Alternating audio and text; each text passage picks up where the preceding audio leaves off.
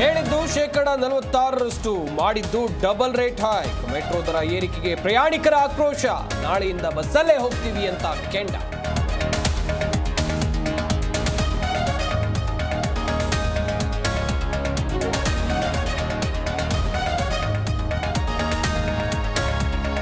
ಮಾಹಿತಿ ನೀಡದೆ ಟ್ರ್ಯಾಕ್ ನಿರ್ಮಾಣಕ್ಕೆ ಪ್ಲಾನ್. ಫಲವತ್ತಾದ ಭೂಮಿಗಾಗಿ ರೈತರಿಂದ ಪ್ರತಿಭಟನೆ.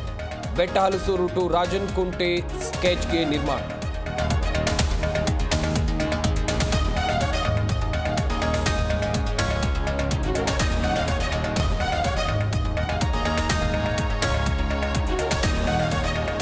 ಆಗಸದಲ್ಲಿ ಲೋಹದ ಹಕ್ಕಿಗಳ ಚಿತ್ತಾರಕ್ಕೆ ಕೌಂಟ್ ಡೌನ್. ನಾಳೆಯಿಂದ ಯಲಹಂಕ ವಾಯುನೆಲೆಯಲ್ಲಿ ಏರ್ ಶೋ. ಕೇಂದ್ರ ರಕ್ಷಣಾ ಸಚಿವ ರಾಜನಾಥ್ ಸಿಂಗ್ರಿಂದ ಉದ್ಘಾಟನೆ.